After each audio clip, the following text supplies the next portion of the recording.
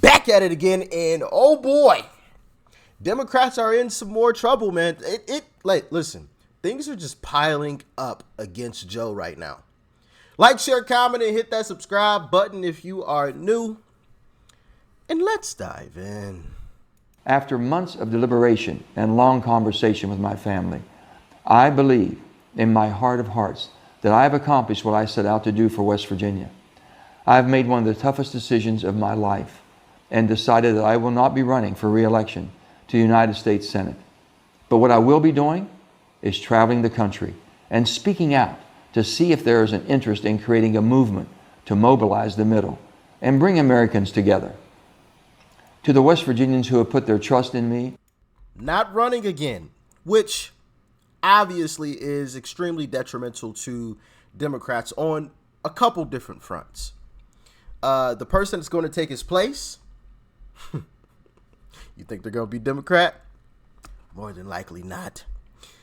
But then also, as you heard there, he's going to start going on a tour to try to unite individuals, aka run for president, allegedly, which obviously is very, very detrimental to Joe Biden and his campaign and the establishment staying in power. And mainstream media knows it. But look, hey, the Senate seat's gone. Yeah. Joe Manchin, Trump was winning that state by 40 points, and Manchin, as Sahil said, it was defying political gravity. But I do think that there is actually a lane for an independent third-party movement. I don't think the ground has ever been more fertile. 2/3 of voters don't like either Donald Trump or Joe Biden. They think one is too old and one is too crazy. There's a lot of people that are looking for another chance, another opportunity. And look where Bobby Kennedy Jr. is. RFK Jr. He's polling at near 20%. You've got the other Cornell West. He is also going to take some votes. And if no labels, and I've been working with them over the years, and they're going to try to create ballot access for a more centrist fusion ticket, which could become part of Joe Manchin or Larry Hogan or Sununu ticket, who knows? But there's a lane. And I do think that, I'm not saying they can win, but I'm just saying that there's enough dissatisfaction out there.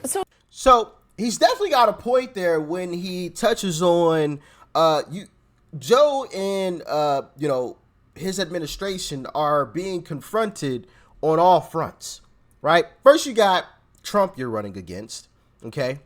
Then you have RFK Jr., who is actually polling pretty darn well.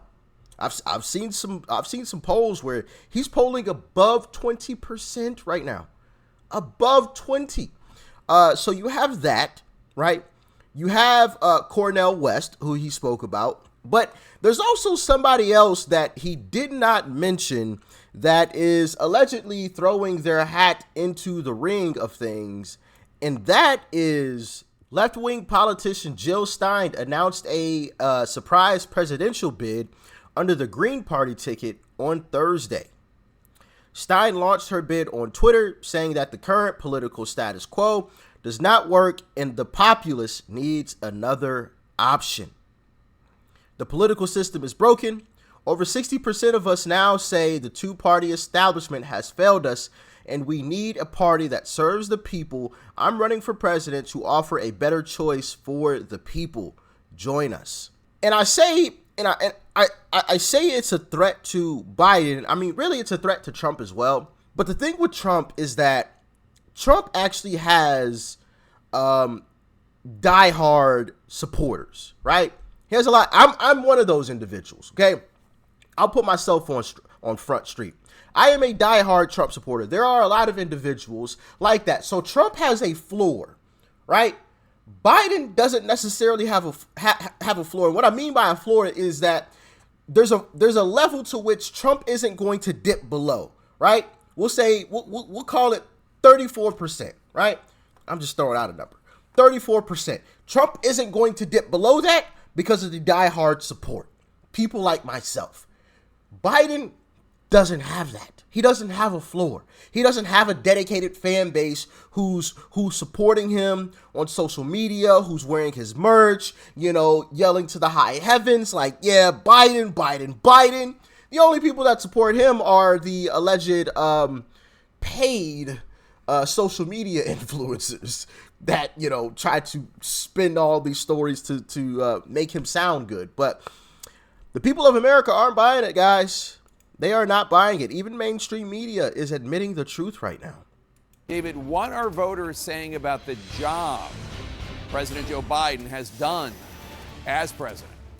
Jake, the country has soured on Joe Biden. There's just not another way to put it. According to our latest CNN poll conducted by SSRS, a national poll gives us this snapshot in time. Biden's approval rating is 39% in our poll, 61% disapprove of the job he's doing. Look at it by party. You see that even among his fellow Democrats, he's only at 77% approval in this poll. Only a third of independents approve of the job he's doing. And of course, as you might imagine, only 5% of Republicans. How are things going in the country today? Badly, say nearly 3/4 of respondents in this poll, 72%. Things are going badly in the country today. Only 28% say they're going well. Again, that astonishing number on whether or not Biden has the stamina and sharpness to serve effectively as president. Only 25% of poll respondents say that he does have the stamina. 74% say no. And I know you're a history buff like I am. And so look here on this chart of where Biden's modern day predecessors were in their approval rating at this point in their presidency. And Jake, you see Biden is down there between Donald Trump and Jimmy Carter. You may know that is down in the category of one-term presidents. He clearly wants to turn that around, and he's got a year to do so, Jake. All right, David Chalian, thanks so much. Aaron Burnett throwing to you in New York.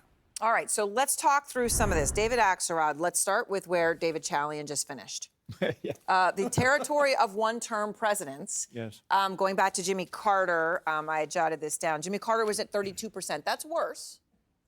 Yes. Okay. Yeah. But that's about as good as it and can he get. lost. Look, So yeah, obviously not looking good, but you know, you also got other clips from CNN like this one. A new poll from the New York Times and Siena College causing concern for the Biden campaign this morning. The president is trailing Donald Trump in 5 of the 6 key battleground states that helped him clinch the election in 2020. Biden is also losing support with 2 key voting demographics, Black and Hispanic voters. Those new poll numbers are also raising concerns among top Democrats, including Democratic strategist and CNN senior political commentator David Axelrod. He says, in part, quote, the stakes of miscalculation here are too dramatic to ignore. If he continues to run, he will be the nominee of the Democratic Party. What he needs to decide is whether that is wise, whether it's in his best interest or the country's, end quote. David Axelrod joins us now. David, appreciate your time. You know when you're typing out these 2 tweets what the response is going to be. And there's, I guess I would start with, what's the intent here? What do you want him to decide is in his best interest in the country's? Look, only he can decide that, Phil. But I'm not reacting to one particular poll, but you know, a whole body of research and conversations with people. And my concerns, I want to make clear, I think Biden's been a great president. I think he's done things that will have generational impact and importance. I think he's, you know, been honorable in the office. You know, I have nothing but good things to say. But as I've said for like a couple of years now, the issue is not for him is not political, it's actuarial. And you can see that in this poll. I mean, there's just a lot of concern about the age issue. And he goes on to talk about other things along those lines about where Biden is having some trouble. So, listen, the whole mainstream media establishment is now having to admit the truth about Joe. And the truth is he's not going to win. As it currently sits, he will not win. You have people coming out and saying flat out, like you just heard there. Now, he kind of, well, I won't say flat out. He tiptoed around it, which you see a lot from the left, which is kind of weird because they always call the right a cult. But whenever somebody criticizes, people are afraid to criticize Trump on the right. Like, I'm not afraid to criticize Trump, right? Like, if Trump is wrong, Trump is wrong. Like, I'm going to say, hey, yo, Trump, you're wrong. You know what I mean? But people on the left, they have to, oh, well, he's done such a great job. And, I don't really have anything bad to say about him, but they always add all this extra fluff before they say basically, yeah, Joe, you got to go, man. You got to go, because they all know what's going to happen to them. The same thing that happened to New York's mayor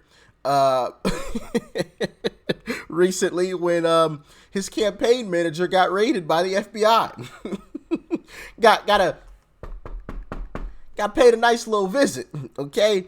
But yeah, I do find this very, very entertaining and interesting that the mainstream media is basically admitting he's not going to win.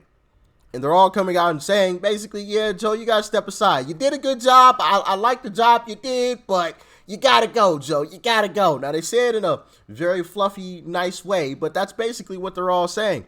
We've seen the clips. I showed you guys a clip right there. I mean, it's absolutely hilarious what is happening right now, and it's fantastic to see. Now, we are a long way from the 2024 election, a tad under a year away, so it's a long time. It's a long time. So things can turn around, but for the moment, they know Biden cannot win. We have the W. Now, we got to show up and show out, of course, but as it currently sits, they ain't winning. Y'all let me know what you thought about this one in the comment section below. Like, share, comment, hit that subscribe button before you go. Peace and love. I'm out.